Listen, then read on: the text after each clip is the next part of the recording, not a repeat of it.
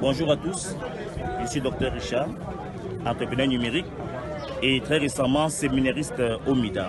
MIDA n'a rien à voir avec cette histoire de bois de sang et tout ça. Je pense que ce sont des affaires, des accusations, parce qu'on dit souvent l'argent facile, non, blanchiment ou quoi que ce soit, ce sont des histoires. C'est simplement une intelligence qu'un jeune a mis en place. Le chef d'État dit qu'il faut oser, et surtout que le chef de l'État nous a donné le flambeau, jeunesse, oser. Et vous savez que nous avons un grand rendez-vous à l'horizon 2035. Alors, notre coordinateur, par le génie que le Seigneur lui a accordé, a mis en place un programme qui marche.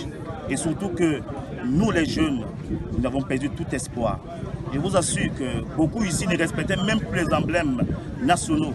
Mais grâce au MIDA, grâce à cette formation, aujourd'hui, quand vous croisez un secours formé au MIDA, même quand l'hymne national est chanté dans un quartier, à côté d'un commissariat, il s'arrête et il obéit à ce mouvement. Voilà ce que le MIDA nous apporte. Nous sommes aujourd'hui capables de secourir des personnes en difficulté dans nos familles, dans nos quartiers. Très récemment, nous avons des séminaires du MIDA qui ont intervenu précisément à Douala pour un cas d'incendie. Voyez-vous, donc, le MIDA fait beaucoup pour les jeunes.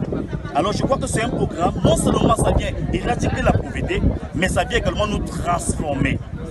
Alors cette histoire qu'on dit aux armes et tout ça, moi je suis au MIDA depuis, je n'ai pas encore vu quelqu'un avec même un couteau. Donc ce qu'on dit à côté là n'a rien à voir avec la réalité. Chers amis jeunes, vous qui n'êtes pas encore au MIDA, nous vous invitons à se joindre à nous. C'est un grand programme, c'est une opportunité. Et je crois que l'État camerounais qui nous soutient dans ce projet, qui nous accompagne, ne sera que fier de voir plusieurs Camerounais devenir un jour des chefs d'entreprise. Excusez s'il vous plaît, vous dites être au MIDA depuis combien de temps? Depuis la 6e vague. Depuis la 6e vague. Oui. Et jusqu'ici, avez-vous déjà perçu pour la 6e vague quelque chose? Avez-vous fait quelque chose avec l'argent que vous avez perçu du MIDA?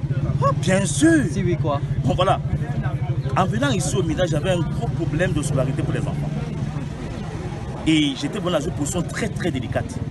Alors, quand j'arrive au MIDA, j'ai eu la chance que, après mon séminaire, j'ai pu toucher à l'avance. Et le fait de toucher à l'avance m'a permis de solder totalement la scolarité et d'investir encore le petit bénéfice que j'ai eu au-dessus pour pouvoir être là pour la 7e vague. Donc si on comprend pour vous, c'est qu'est-ce que vous voulez actuellement?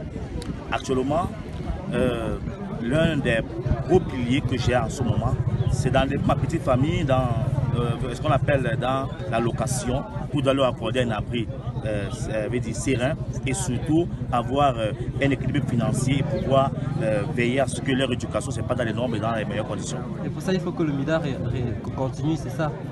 Évidemment, j'ai besoin que le MIDA soit là.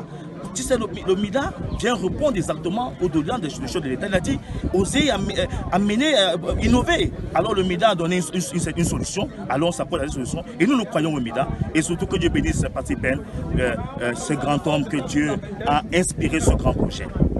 Alors je vous remercie et vous souhaite bonne chance. Et surtout, nous vous invitons à nous sur le MIDA. Et nous avons un seul mot. Est-ce que ça suit? Ça suit!